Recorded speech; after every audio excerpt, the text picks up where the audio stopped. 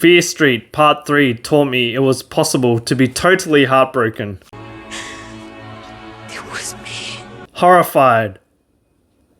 And totally laughed my ass off. All in the same film. A little grease and these things go down faster than a Sunnyvale cheerleader.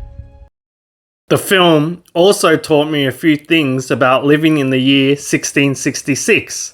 Like, even back then, people still loved to take drugs and party. Full moon rises. Even though they didn't have cameras or the internet, everyone was still able to see everything.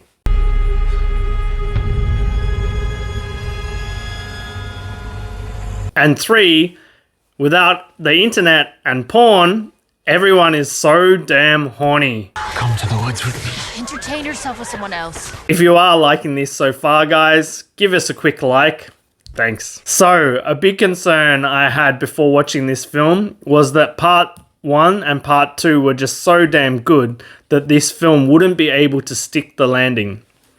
But thankfully, director and co-writer Leigh was able to.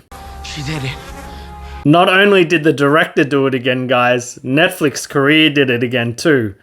So I explained last week how they removed Part 2 from their titles the day of release. So with Part 3, it was actually available to play on my work break. However, once I finished work, they'd removed it from the titles again, which I don't really understand. Although there is that one church scene. Once Good breaks down the door and enters the church, my jaw was literally like this. I guess showing a bunch of dead kids with their eyes gorged out is probably the thing that made Netflix Korea go, no thanks. I can see now. Anyway, I'm getting way ahead of myself.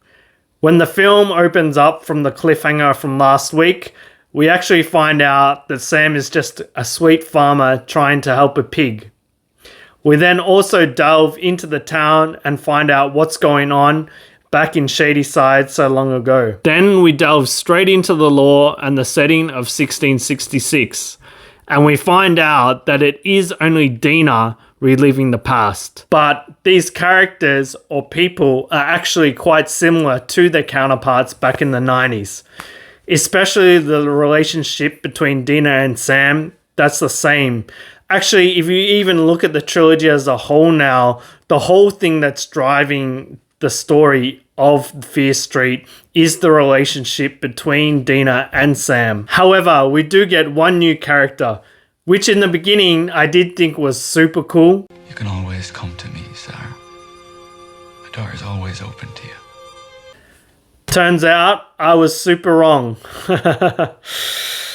Once we find out who he really is, everything falls into place and everything else makes sense too. There is a bit of foreshadowing about this.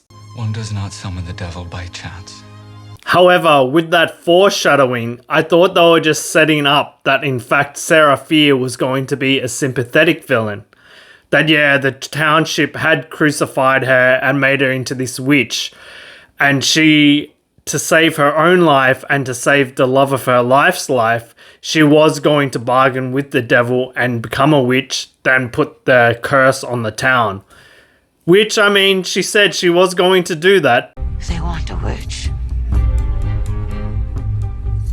I will give them a witch. Then, once we get to know the past, then we can fight in the future. And we find out that yes, the cop was a baddie all along, and he has been for generations. Which I didn't really see the surprise coming, to be honest, in the parts 1 and part 2. And I'm super glad that this whole cop thing and him bargaining with the devil on Shadyside explains the whole Sunnyside, Shadyside rivalry. So yeah, it turns out the whole time that actually Sunnyside was the dump of the town, and that originally Shadyside was the rich and prosperous part of town. She was wise enough to understand this land was special. She said she could feel it in the air. We then also get a fourth part, or a second part, of 1994, without Kate, unfortunately. Oh, I simp for Kate. Damn. Then a team up and the final battle in the mall is on. And who would have known a collaboration between The Offspring and Home Alone would work so well. We also find out in the mall that one of the writers or the director is a massive video game fan. What? It's the Konami code. And I love how they implemented this. By Dina having some extra lives, she was able to save the day. Nice! Now everyone can celebrate. For Shady Side. So, at the end, everything's tied up and concluded really well, which I'm a big fan of. Some people mightn't be, they might think, hey, it's too clean, or they, thought everything was resolved too much. But I'd much rather them do it like this and end the trilogy on such a good note. That is, until there's some more opportunity right here. Which, if we are going to get more films, and it's the same writer and the same director, I'm all for it, man. But I guess now, maybe this director, she's going to be in high demand for some other films, and she might want to branch away from this for a while.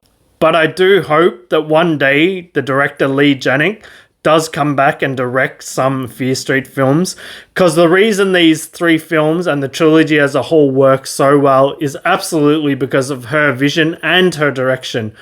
Oh man, she's such a good director. Another shout out has to absolutely go to her co-writing with the other writers, because the writing in this film was absolutely phenomenal. I mean, just how these films have been able to deliver so much heartbreak, sympathy for these characters, amazing comedy, and give us absolute horror at the same time just speaks to how well these films were written, constructed, and directed overall.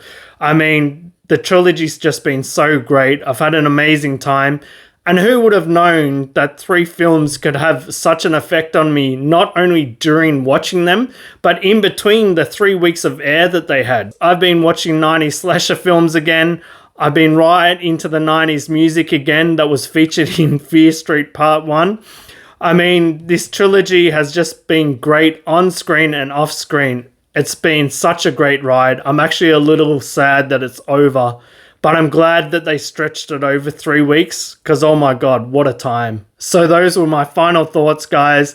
I thought the trilogy was absolute perfection. If I was to rate them overall, I mean, part 1's the best, then part 2, then part 3.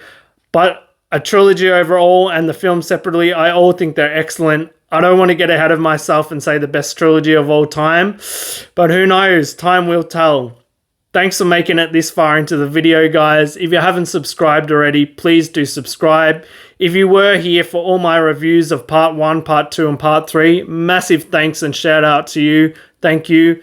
Also, guys, leave me a comment. What did you think of the ending? Also, click that like button, guys. Helps me out a lot. I hope to see you guys back here for future reviews coming soon. Until I speak to you in the comments or the next video, goodbye.